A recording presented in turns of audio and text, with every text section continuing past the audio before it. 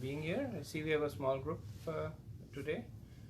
I know some people are guest traveling, and some people have some other emergencies. But I wanted to thank Rekha Mataji once again for offering her house, and appreciate. Indulekha is kind of under the weather, so she was feeling bad. She's missing all everybody's association, but there are children in the group also, and she's concerned that she may be a little contagious right now. So we'll start. We'll have a brief discussion, and Rekha Mataji has given a wonderful topic for discussion, which is how do we know we're making progress, or how do we know we're doing the right thing? So we'll start with the Mangalacharan prayers. Om Ajnanatimirandasya Jnananjana Shalakaya Chakshurunmilitam Yena Tasmai Shri Guruve Namaha Shri Chaitanya Manobhistam Sthapitam Yena Bhutale Swayam Rupa Kadamayam Dadati Swapadantikam Vande Aham Shri Guru Shri Yutpad Kamalam Shri Gurun Vaishnavamscha Shri Rupam Sagrajatam Saguna Raghunatam Vidam Tam Sajivam Sadvaitam Savadutam Parijana Saitam Krishna Chaitanya Devam Shri Radha Krishna Padan Saguna Lalita Shri Vishakha Vidamscha He Krishna Karuna Sindhu Dinabandhu Jagatpate Gopeshwara Gopika Kanta Radha Kanta Namastute Tapta Kanchana Gaurange Radhe Vrindavaneshwari Vrishabhanu Sude Devi Pranamami Hari Priye Vancha Kalpatarubhayasya Kripa Sindhu Devacha Patitanam Pavanebhyo Vaishnavebhyo Namo Namaha Jai Shri Krishna Chaitanya Prabhu Nityananda Shri Advaita Gadadara Shivasali Gaur Bhaktavinda Hare Krishna Krishna Krishna Hare Hare Hare Rama Rama Rama Hare Hare.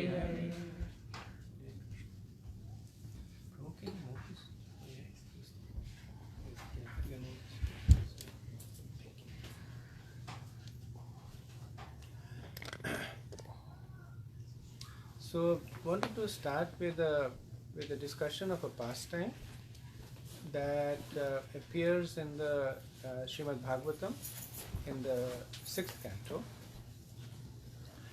and the pastime is narrated by Narad Muni to Maharaj Yudhishthir in response to a question, and we'll talk about the question later on, but I'll narrate the pastime about a king that lived many millions of years ago during the Satyug period by the name of Maharaj Chitraketu. And he was the emperor of the world. He ruled the entire world. A very pious king, ruled according to the principles of dharma. And everybody in his kingdom was very happy and very grateful for the rule and the protection that was given by Maharaj Chitraketu. But Maharaj Chitraketu had one sorrow in his life. He did not have a son, and as an emperor, one of his duties to his subjects was to create proper succession to be taken over, because if there's no kings, then there'll be anarchy, and then the citizens suffer. So in his pursuit to have a son, Maharaj Chitraketu married many times. and he ended up with, I believe, I think 900,000 wives, lots of wives, but he still didn't have have an offspring. So once it so happened that the great sage Angira, and Angira Rishi is he's one of the direct descendants, not the direct descendant, very close to the direct descendant of Lord Brahma, a very exalted Rishi, travels all over the universe, and he happened to visit Maharaj Chitraketu. And Maharaj Chitraketu was very happy to see him. He served him, and personally he washed his feet, and personally took care of him. After he had eaten, he was resting, and then the king himself, the emperor, he took this menial position of fanning him. So Angira Rishi was very happy with the genuine humility and simplicity of Maharaj Chitraketu. So as was the custom at the time, the Brahmins had the position of really being the spiritual masters of the kings. So he placed many questions before him. Are you ruling according to the principles of religion? Are your people happy? Are you protecting the women and the children and the cows? And Maharaj Angira, Maharaj Chitraketu, he responded. So in the course of the conversation, Angira Rishi, he says that even though everything seems to be in order, that you're conducting your life as per the principles of Dharma, your people are happy with you, you're protecting them, you do not have any danger from enemies from outside or from spies from within, and the criminal element is kept under check. So he talks about the various things that could make an emperor unhappy or make a person unhappy. Everything seems to be in order, but yet I see on your face that there is a lot of distress, there is a lot of unhappiness. And then Maharaj Chitraketu says that you're an exalted Rishi, you know everything. You know my heart, you know the past, present and future. But because you're asking, I will tell you, the reason for my unhappiness is that I'm not able to produce an offspring to carry on my rule. And as a father, the son carries on the dynasty. As an ancestor, the son offers the oblations through which the ancestors receive their sustenance. And as a king, it's my duty to give a succession. And then I feel that I failed in all this respects. So even though I have so much, but yet I feel that there is a lot that is still missing. So Angira Rishi, he says that unfortunately, because of your prarabdha, because of the result of your past activities, you don't have a son. So it's not written in your destiny. And Chitraketu Maharaj says that, but you're a sage, you're a rishi, you're a Brahman. Your words will never come untrue. So please bless me. And Angira Rishi says, okay, I give you this benediction. You will have a son, but he will be cause of happiness and distress. Do you want? And Maharaj Chitraketu said, yes, of course. I want. He said, are you sure? He said, yes, I'm sure. So Angira Rishi gave a fruit to Maharaj Chitraketu. He says, give this to your wife, and she will bear a son who will be cause of both happiness and distress for you. So Maharaj Chitraketu was very happy, and he went to his eldest queen, his first wife. He narrated everything that had happened, and then he gave her the fruit. And because of the benediction given by the sage, in due course of time, she began to display signs of carrying a child. And then everybody in the kingdom was happy. The king was happy. More than the king, the citizens were happy. They were happy because now they could see that there was ongoing continuity. They were happy because the beloved king was happy, the queen was happy. So in due course of time, the wife gave birth to a son. And by nature, parents, the heart of the parents is very, very attracted towards their child, especially when the child is an infant. When the child grows up a little bit more, then as the child becomes more independent, the parents also move back a little bit. But as the child is more and more dependent, then the parents also reciprocate by providing more and more support. Sri Prabhupada would say that to a great extent, that is our relationship with Krishna. That the more dependent we are on Krishna, the more he will support us. And the more we are independent, more he lets us on our own. The child's dependence, of course, is unconditional. So if the parents take good care of it, the child is happy. Even if the parents don't take good care of it, the child is still dependent on the parent.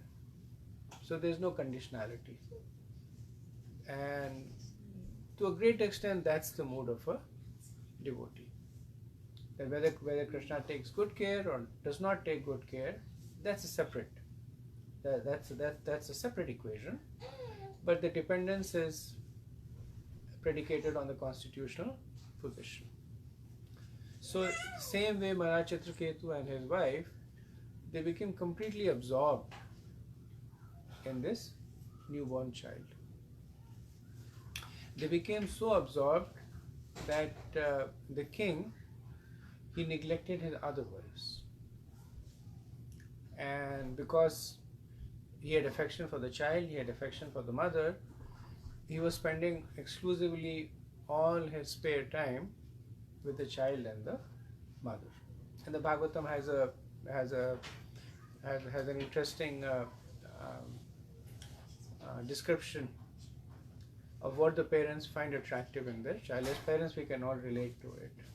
They can, how every movement of the child is like a novelty. That the child looks from one place to another, and the parent says, "Oh, look at it! He has looked from this place to that place." Or the child smiles, and the mother says that this is the most beautiful smile in the world. Nobody else smiles like that. So in this way, they became completely absorbed, and because of this absorption, the other co-wives of Maharaj Chitraketu, initially they began to feel neglected, and later on they began to feel envious. They became envious initially of the wife of Maharaj Chitraketu, and then they became envious of the child. So they said, this child is the root cause of our misfortune. Before he was born, the king was giving everybody equal attention. And then we were all happy. Ever since he has appeared, because of him, his mother is getting all the attention and we are getting completely neglected. So they killed the child. When there was an opportunity that presented itself, they poisoned the child and the son died. So now you can imagine the plight of the king and the queen, that after waiting for such a long time, they finally get something that they'd almost given up hope for. And then when they got it, they could actually experience it. The ecstasy, the joy in dealing as parents with a child. And then just like that, it went away. So when something happens in due course of time, then one gets mentally prepared for it. But this was just a child. And later on when Maharaj Chitraketu is lamenting, so he's lamenting about this thing, that he's just a child. Children are not supposed to leave their body. And this is my kingdom. This is my house, my palace. How can something so sinful happen over here? So in the sorrow, King Chitraketu, he became completely dejected, became completely bewildered. And so even though he was a Raj Rishi, even though he was the emperor of the world, even though he was somebody that his citizens almost held at the platform of being a god, but like a common person, he was lamenting, he was beating his chest, he was tearing his hair out, and he was crying, and nothing seemed to be able to console him. So at this point, Angira Rishi comes back with Narad Muni to visit him. And Maharaj Chitraketu says, "What did you do? What kind of a benediction did you give me? That I am at this position right now." And Angira Rishi said, "I told you." He doesn't say it like that, I'm paraphrasing. But he says that, I told you, whatever you get will be a cause of happiness and distress. And then he said, "Yes, but I assume the distress that comes in due course of time. Like in due course of time, everybody grows old. So growing old is Janma Mrityu Jara Vyadhi. So we know that these are the Chaturdoshams. And in due course of time, we know that we'll grow old, we are growing old, we'll die, we're falling sick." But he's like, what is this? That he's just a child. He didn't even, and then he describes that how he would laugh and smile, and how, the kind of things that parents notice about their children, that at this time he would do this and at that time he would do that. And now he'll never have the chance. He'll never have a chance to experience the sun and the wind and anything else. So Narad Muni says, "Okay, I'll get your son back." So he gets the son back. He gets the soul of the son comes back into the body. And then he looks at Maharaj Chitraketu, and Maharaj Chitraketu is happy. He says, "Oh, my son is back." And then he looks at Maharaj Chitraketu, and then he says that I have already moved on. I have another father. I have another mother now. In my previous life, I had another set of parents. So just like seaweeds in an ocean, they come together and they go away. By the force of karma, souls come together and then go back on their own paths. And there is nothing more for me over here, because my allotted time over here has already finished. And then after that, So and then he leaves the body. So then after that, Narad Muni, he gives Maharaj Chitraketu instructions on spirituality. So one of the questions that is asked, which I'm going to place before you, which is asked by the acharyas, that if Narad Muni or Angira Rishi wanted to give these instructions to Maharaj Chitraketu, especially the spiritual instructions, why did they not give it to him right away? When Angira Rishi was there and Maharaj Chitraketu was expressing his distress and sorrow, why did not Angira Rishi at that point talk about the difference between matter and spirit, the importance of pursuing spiritual life? Why did they make him go through this terrible ordeal before they gave him these instructions? What are your thoughts? Balaka? Because at that time he was so immersed in this motivation of having a son that he would not have comprehended all those things. So he had to experience. Do you mind speaking a little louder? Yeah. So he was so immersed in having a son in this material, in the material world, that if Narad Muni had told him, no, this is, if you always, this is just temporary, being in his soul and everything, he would not have understood, because he was so immersed in the material world at that time. Gotcha. So he had to experience this thing too. Gotcha. Thank you. At the same time, Narad Muni told, you will experience the happiness and distress. Maybe he was given the chance to experience the happiness. Otherwise, if you would have told, then from the day starting, you would have the same distress. At least whatever. Shivani? It's like Krishna is always there.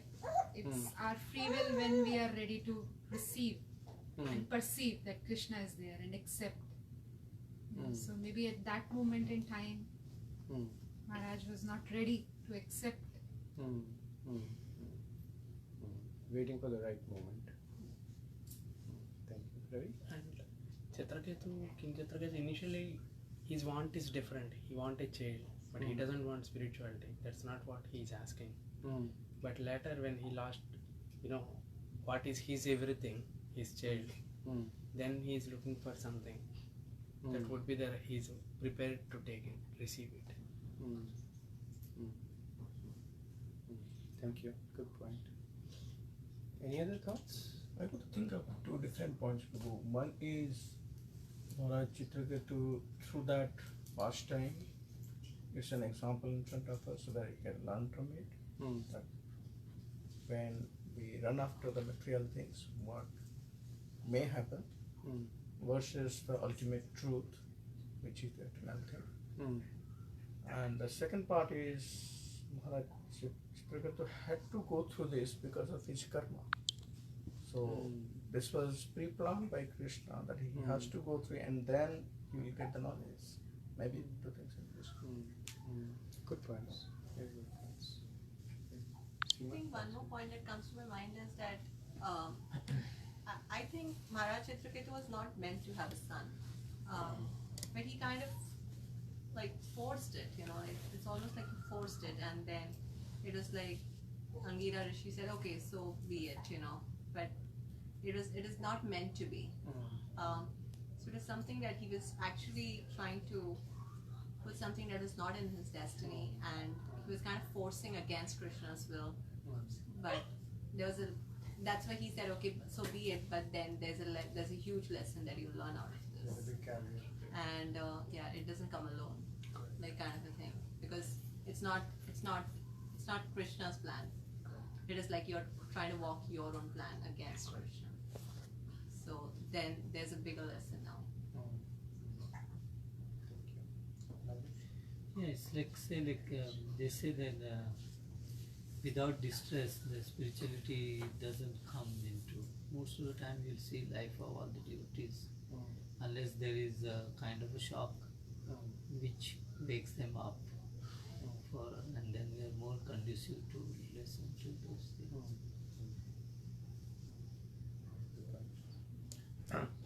So, any other thoughts?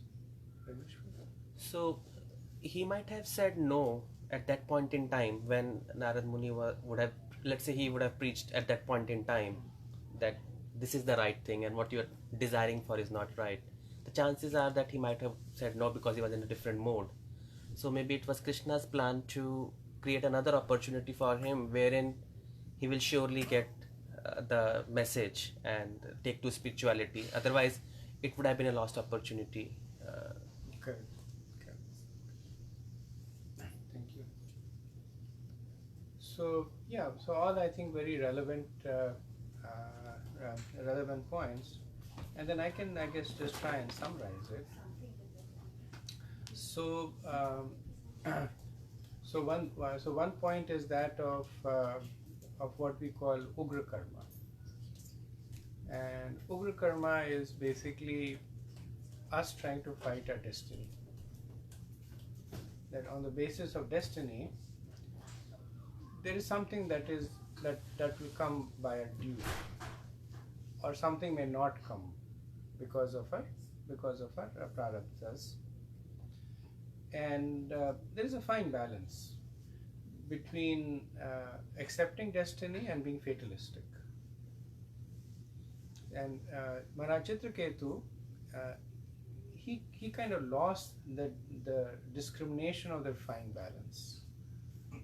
So he knew because he had consulted other sadhus, astrologers. Angira Muni is saying that you cannot have a son. So he knew that he was not destined to have a child, but yet he persisted. And in the same way, there are people who, there are some things that come with some effort or no effort, and there are something that will not come despite all efforts. And a person of discrimination is able to understand the difference between the two. So in the Nectar of Instruction, when Rupa Goswami says what spoils one's spirituality, then he says atyahara prayaschascha prajalpaniyamagraha. So prayaschas, he says, the second thing of the 6 things, which is excessively endeavoring for material things. There are some people who want to be very rich, and they work hard, and not everybody becomes like Bezos or Bill Gates or other rich people. They also worked hard, but there were other things that fell into place for them. It's difficult for us to believe that they are uniquely talented. Like somebody was once saying that Jeff Bezos started 17 businesses and failed before he started Amazon, and the quality of persistence. And this was more, I think this was a comedian who was making this fun. He said, I would look at it and say that this guy is a monumental failure. 17 times he failed. So once he succeeded, 17 he failed. So you balance it up, he's a bigger failure than success. Of course, success speaks for itself. So that is one, that is one instruction that we can derive from this pastime. The second, also, the point that was made over here is the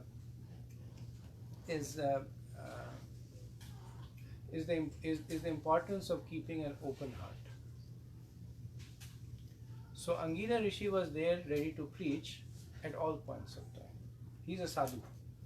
That's why he went to the kingdom of Maharaj Chitraketu. That's why sadhus come to your house. Srila Prabhupada would say that the definition of a parivrata acharya was one who goes from one house to another house to another house and helps the people there make spiritual advancements. So that's why Maharaj Angira had come.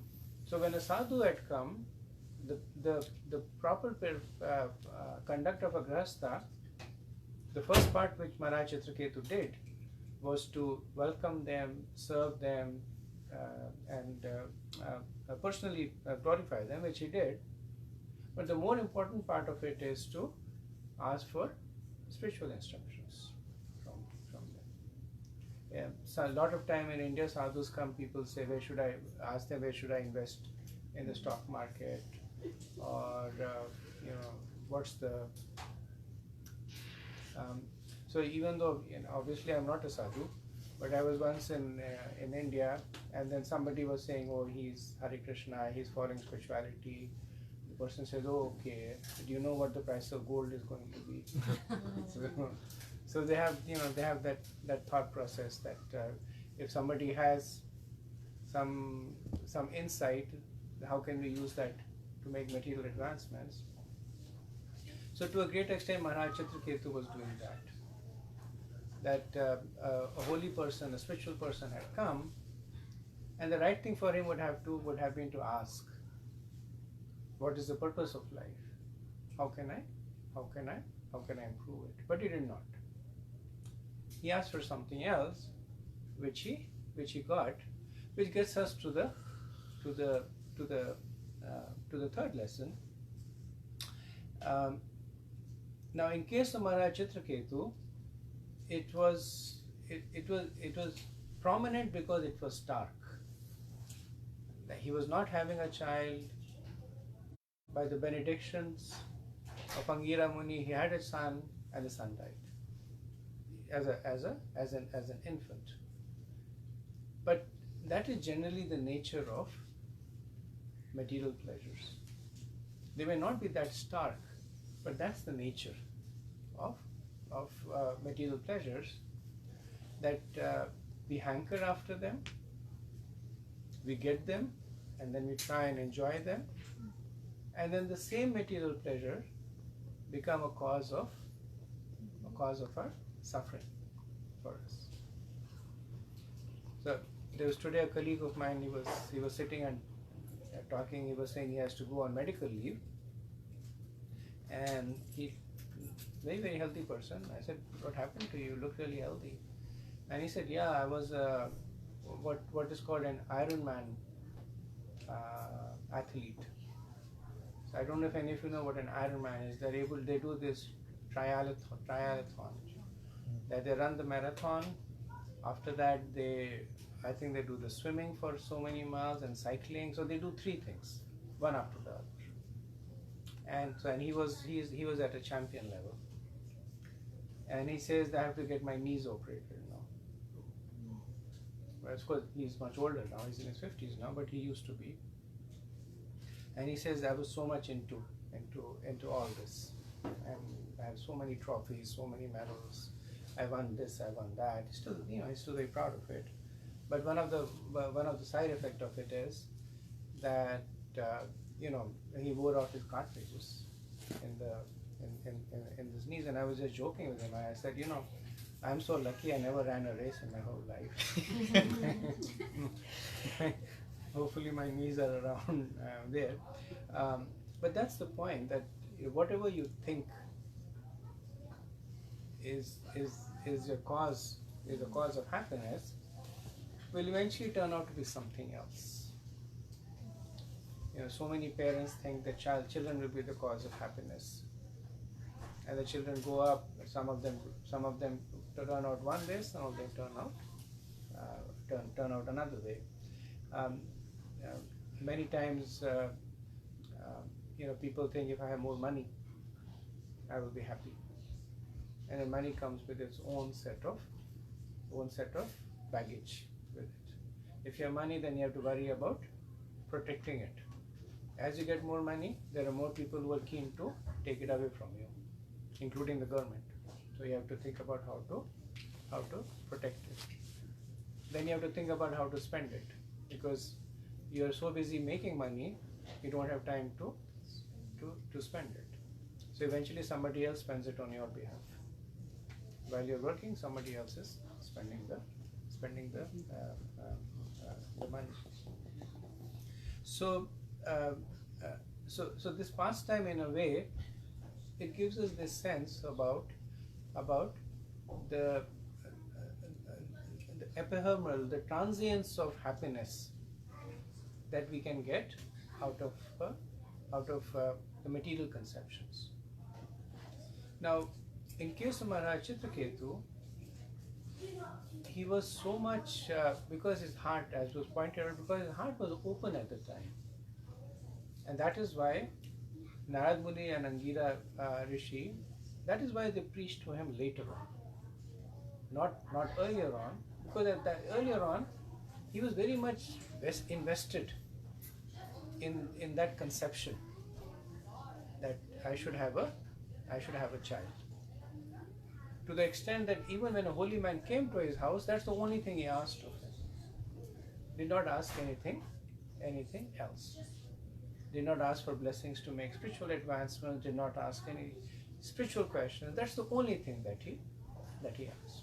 So his heart was closed. And when his heart was open, then based on the instructions of Narad Muni and Angira Rishi, he developed a tremendous amount of detachment. And of course, because he was a great personality, when he took to spirituality, he took to it very, very strongly.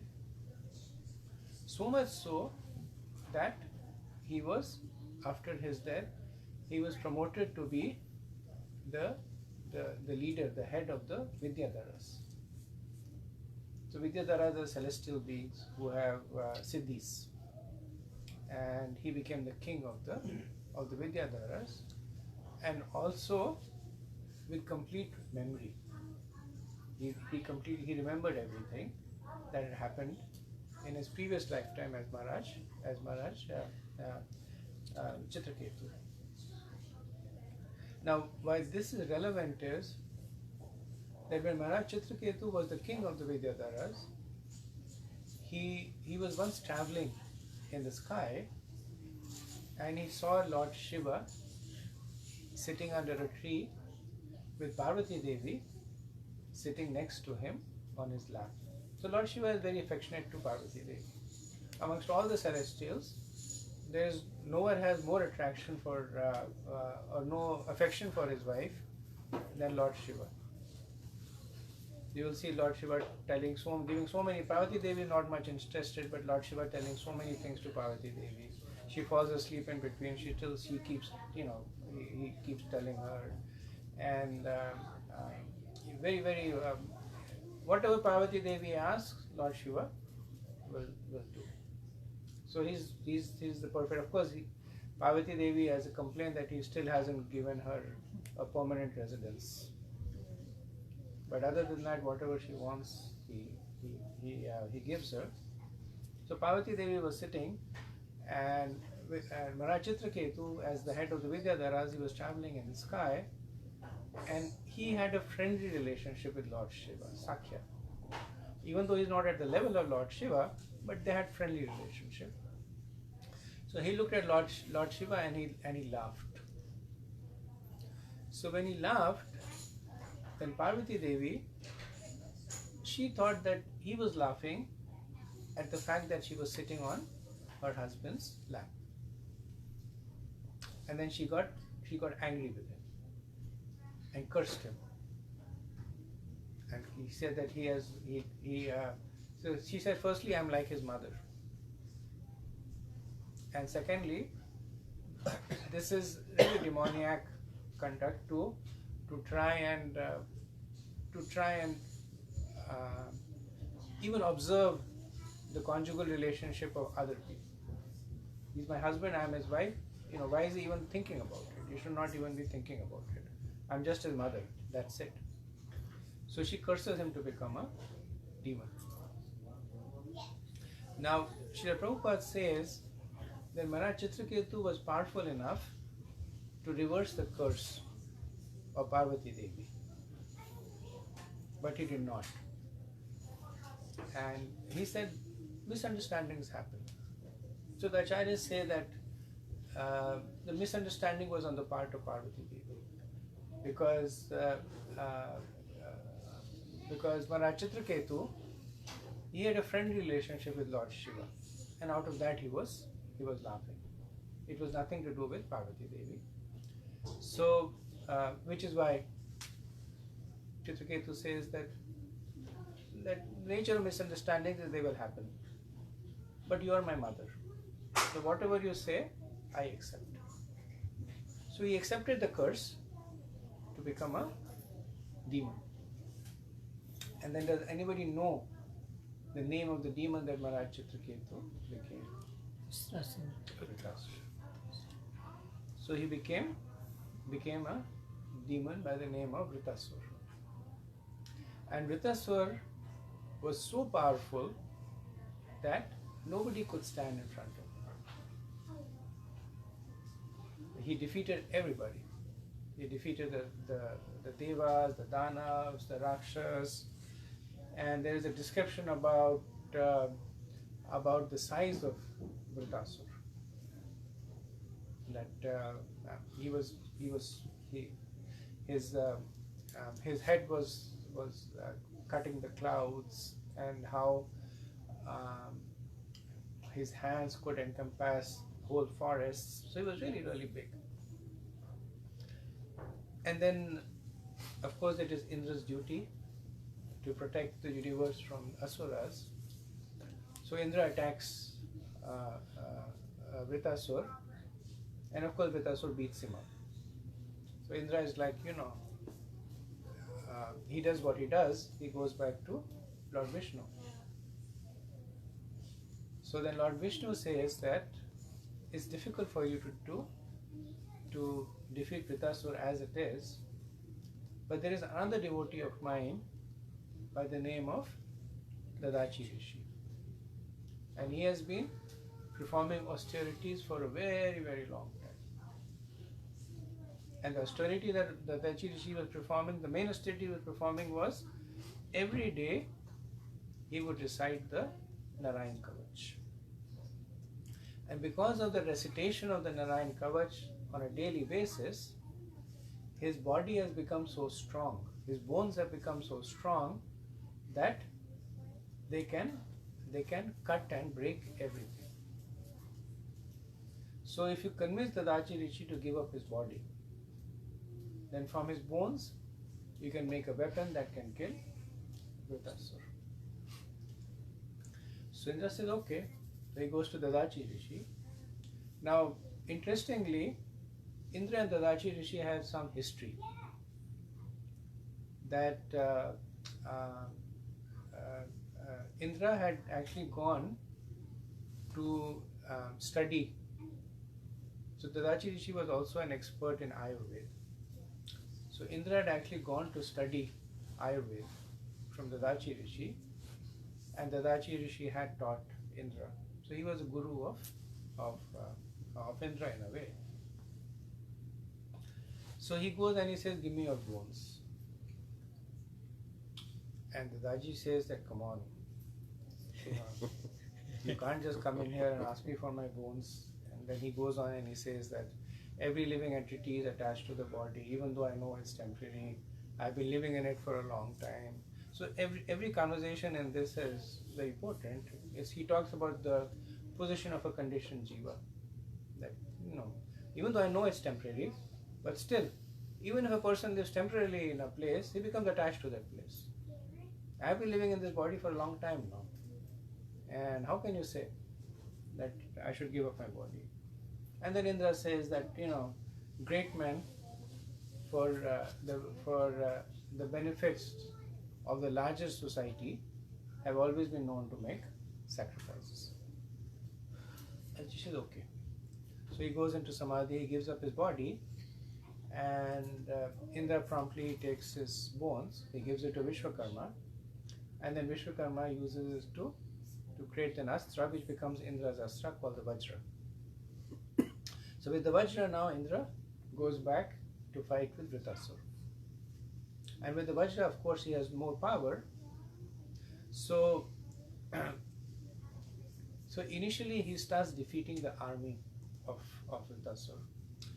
And and so this is where, if you remember, initially I said this was a question that was asked by Maharaj Yudhishthir to Narad Muni, because Narad Muni is relating this pastime of Vritasur, all that he is saying.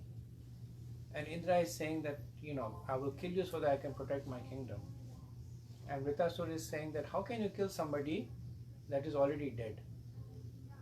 So my body is already dead and my soul you cannot kill. So Indra, I'm sorry to say, you're not very intelligent. And then he later on, when Indra, he gradually kills him. He cuts his arms off, he cuts his feet off. And Vritasur says, thank you very much. That this body that I have, because he still has memory. He has Shrutidhar. He has memory of his previous lifetime. And then he says, thank you very much. This body that I have is the result of a curse. And you may be feeling happy right now that you have defeated me, but actually speaking, he says that you are the miserable person here, I am the happy person here. Because you will continue to live in this body made of these 5 material ingredients. As for me, when I give up my body, I will go back to Krishna. So don't think that you are winning. Actually, I am winning over here. So Yudhishthira Maharaj, when he's hearing this conversation, he's saying, wait a minute, what's happening over here?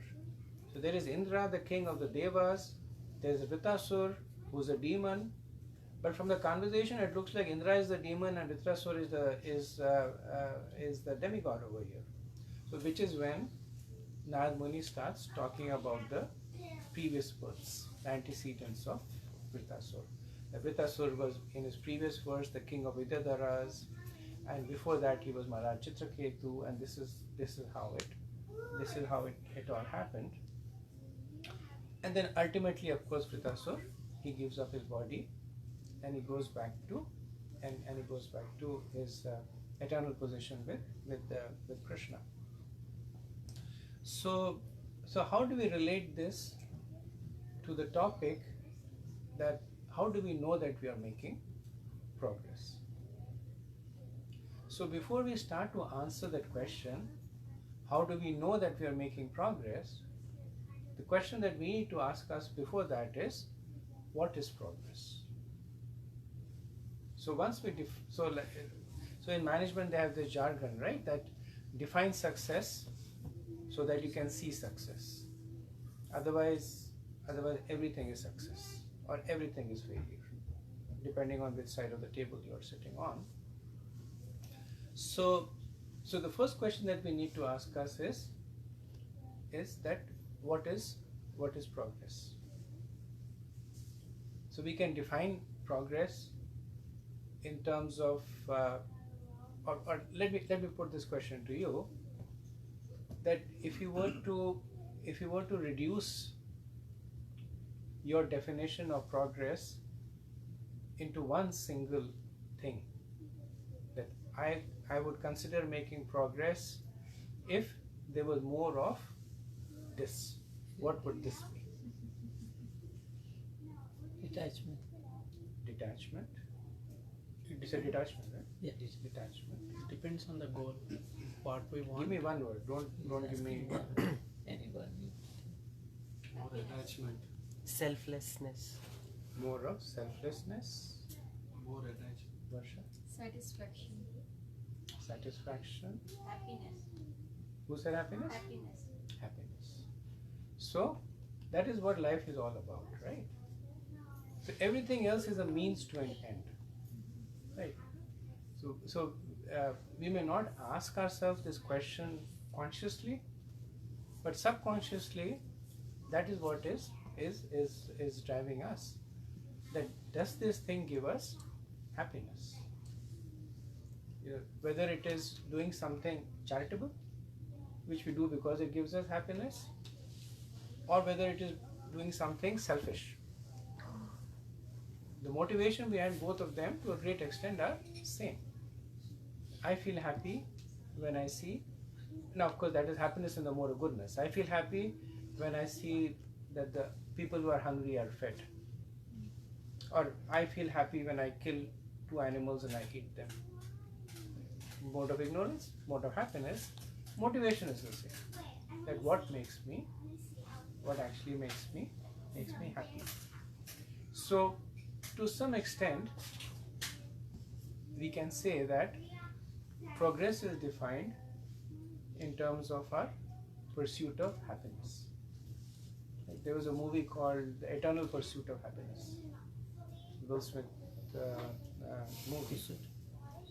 Different, slightly different, more on a material perspective. But he does, he does.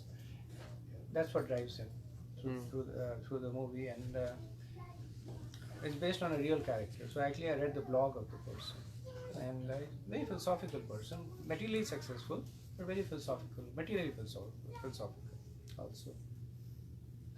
So now the question is that now that we have defined that progress for us is achieving happiness, then the answer to the question, how do we make progress, becomes that how do we become happier?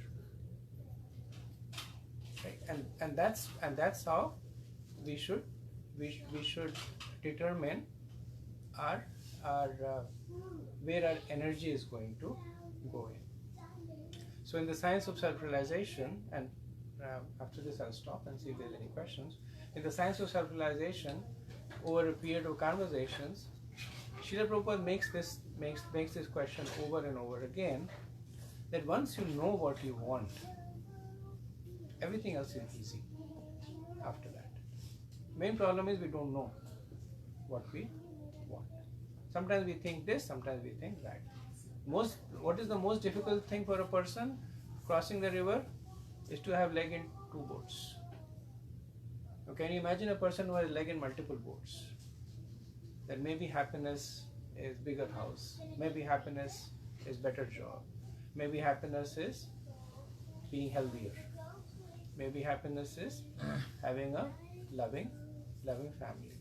So many pursuits that we are trying, sometimes in conflict with one another. We know so many people who are very successful in terms of their profession, and they have to sacrifice their family life for that, or vice versa.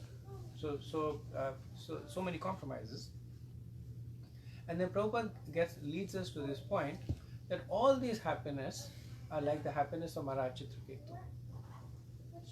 That they are there, they will last for a short time, they will feel real while they are lasting, and then they will go away.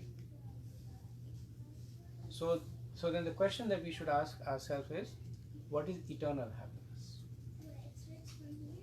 And that's how we will know are we making progress.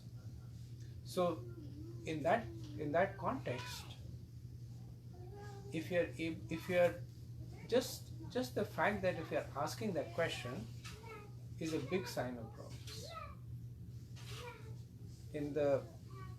I think in the Mahabharata, it is said that I don't remember the speaker, but it said that it is so sad that most of the human beings, they live their lives like insects, who are simply running from one grain of rice to another grain of rice. Right? I could relate to that personally. So just being able to ask those questions, everything else will be foregone after that. If we ask the questions, if we ask them sincerely, we will get the answers. When we get the answers sincerely, we act upon it. And when we act upon it, then the subsequent stages of progress will automatically unfold.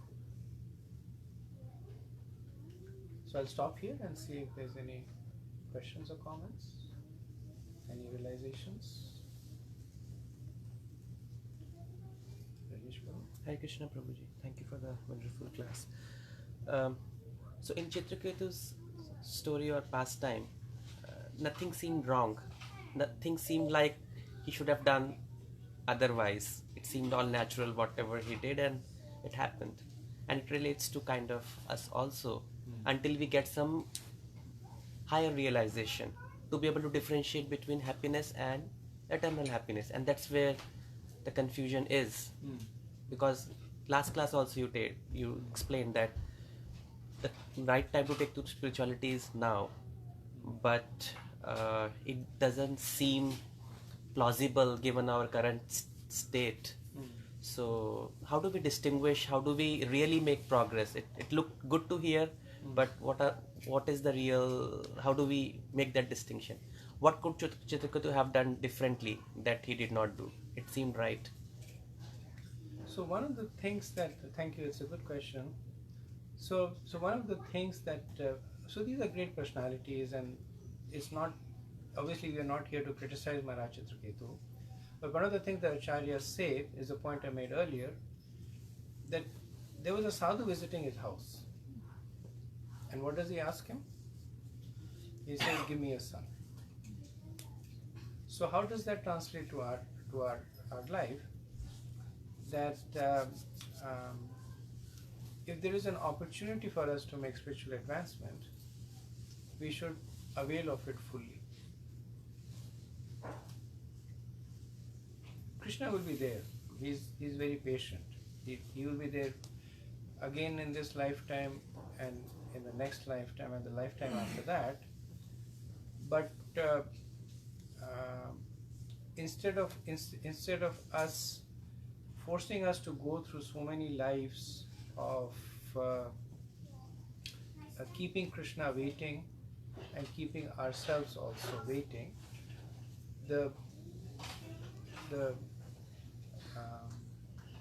what's the right word? The pragmatic thing, the practical thing to do is to do it now. Right? So that's one of the instructions that we distill from the life of Maharaj Chitraketu, and that's something that we can implement in our lives, in our lives also, and which we are implementing. That we have received certain spiritual instructions, and we are gradually trying to integrate it into our lives. In case of Maharaj Chitraketu, it was cataclysmic. Things went from here to here. Right. Now we hope and pray it does not happen like that in our lives, because I don't know if he can handle it. He was a great personality, so he had personality like Narad Muni and Angira Rishi preaching to him. But why wait for a cataclysmic thing to happen? Right? When we have the opportunity to gently and gradually steer ourselves from one position, one point to another. And like I said, it all starts from us being deliberate about it. Like nothing in our life has happened accidentally. Right? We came to America because we bought a ticket. We went to the travel agent, we bought a ticket, we went to the consulate, we got a visa, we got onto a plane. So everything was deliberate about it. It's not that we suddenly ended up over here. We became engineers and scientists, we studied for it, and we aspired for it, we perspired for it, and we became. So same thing in spirituality. That sometimes people have this expectation that spirituality will happen on its own. That I'm sitting and one day I become spiritual, but we have experienced that nothing happens on its own. And the fruits of spirituality are far more exalted. So some level of deliberation, some level of planning, of endeavor is needed, right? And it behooves us to start doing it to the level that we can, but with the expectation that it's on a positive incline. That we are at a particular level and then we go a little better, gradually. Okay. Thank you. Malaka? Here is the like we were talking about Narayana and about Rishi. So this is, I presume it's the Satyuga and all this thing. So coming to the current day and age, all of us over here are fortunate enough to find a bona fide organization to take people on the path of spirituality. But most of the Western world, they do not want to go. Most of the in India, people who want to go, most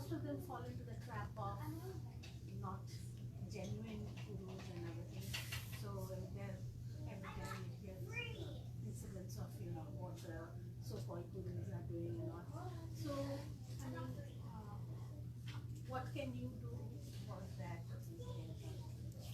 It's a good question. Thank you. So, I'll kind of divide your question into two parts. I don't know if you had both the parts, but I'll divide it into two parts.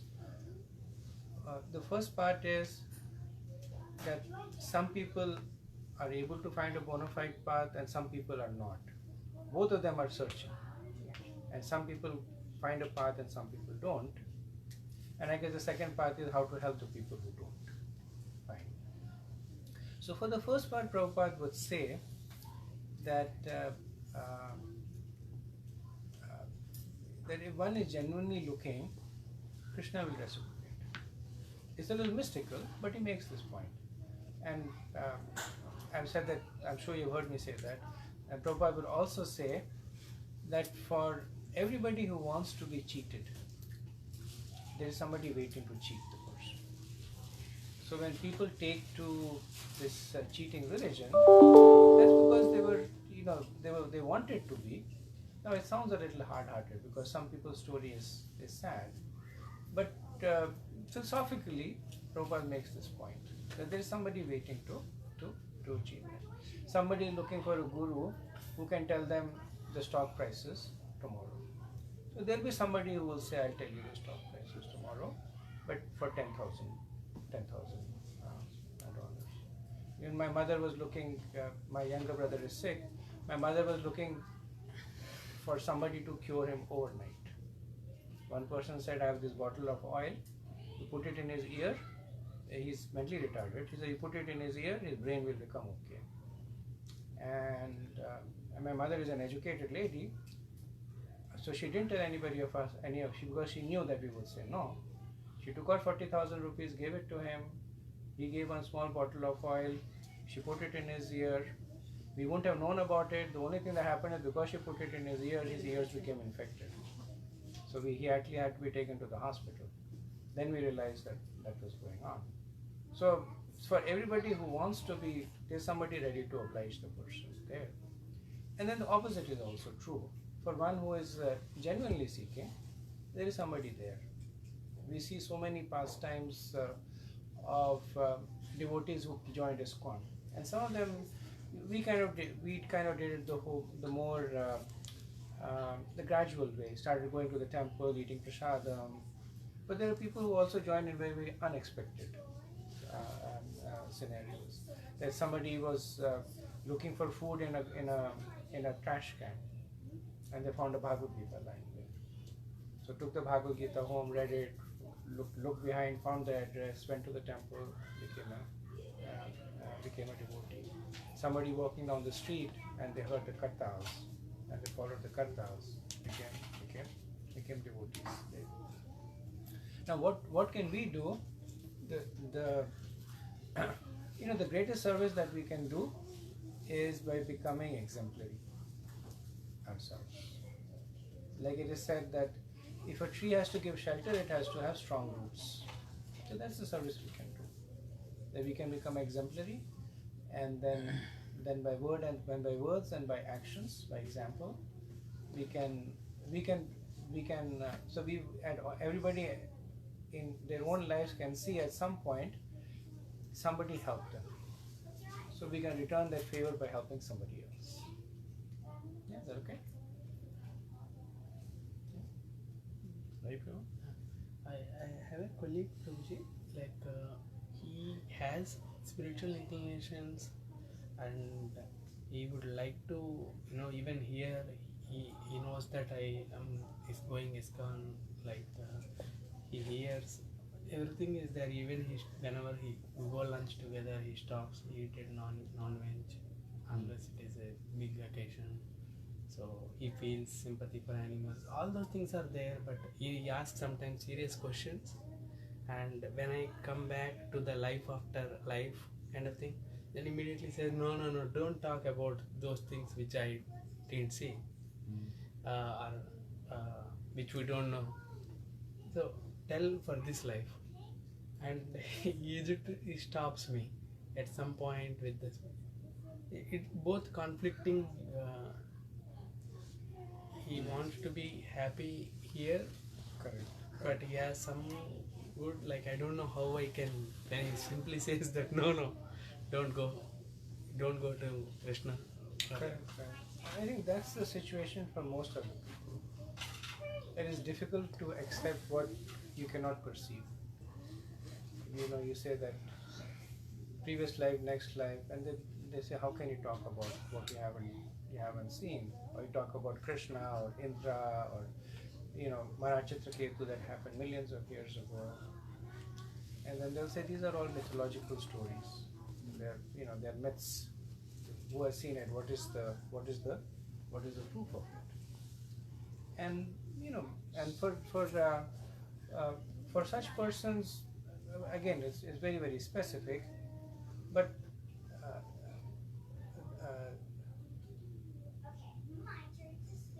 the basis of accepting all that is what Bhagavad Gita starts with, accepting the difference between the body and the soul. Right? Unless you accept the presence of the soul, you cannot accept transmigration, reincarnation. You cannot accept the eternality of the soul. But then there are people who are in the mode of goodness. Right? So that's what you can tell them about. You can talk to them about being vegetarian. You can talk to them about doing good, being charitable. That's the reason. If you look at the Bhagavad Gita, Krishna speaks more verses about the modes than about bhakti. Why does he speak more words about the modes? Because there are more people who are interested in the modes. Okay? So then that's what you speak about. How can you be a good person? And being in the mode of goodness will eventually elevate.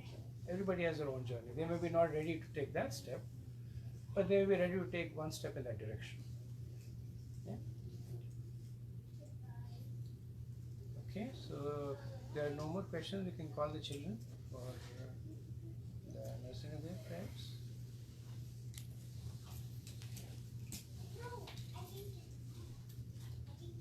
Prabhuji, in the meantime, one small question. Sure. So, like Kunti Devi asked in her prayers, like, give me things which will help me remember you always. And she quoted example of distress and all. So, sometimes it feels that it's natural that when you're surrounded in a good environment and you are kind of happy in the material world, it becomes difficult to take to spirit. It becomes difficult to seek another happiness, which is eternal happiness. So, is it a boon or is it a bane to be happy in the material world? Neither. So the boon or the curse is what you make out of it. Right? So there are people who take happiness as a blessing of Krishna, and they use to increase their attraction. And there are people, conversely, when they are in distress, their minds are so bewildered that they cannot take to spirituality. I had this experience myself. I had once gone for Mangal Aarti and there was a person pacing outside the temple. He didn't come inside. He was pacing outside. And I said, please come in. And then he said, no, I don't want to see the statues, he was saying. I said, we have come to the temple, don't want to see the statue, what's going on over there? And then he spent the night. So basically there was a lot of stuff going on in his life, and that he thought he would get some solace over here, but he said it's causing me more distress. I didn't see him after that. So it depends on what a person. So whether it is happiness or distress, that is incidental. What is important is what you do of it. Right. You use your happiness as a benediction from Krishna, and that automatically will increase your attraction to Krishna. That is true, Prabhuji. It's case to case. I agree with you 100%, and it's your past karmas. But percentage-wise, I feel more people who are kind of rich and are happy are just happy. They don't want to be eternally happy. That's it's difficult to appreciate. Yeah. People are very powerful. Yeah. People who are very opulent. Yeah. It's relatively difficult to preach to them. But like Prabhupada would say, everybody dies. Yeah. He would say that one thing that is 100% in this world is mortality. There is nothing else that is 100%. There is only one thing that is 100%, that everybody, it's a little macabre, it's a little on the pessimistic side. But yes, that realization is there. I was once talking to a person who was very, very well off, and this is during the early days, and then I was telling him that life is full of dukhalayam, ashashvatam, and all that stuff. And he said, I don't feel it. I am rich. Yeah. I have no answer for it. I said, yeah. I mean, of course I couldn't tell him he'll die, but it's the conception that he is. It's difficult to talk to persons like that. Right. Thank you, brother. Thank you. Okay, so we'll do Narsingadev prayer.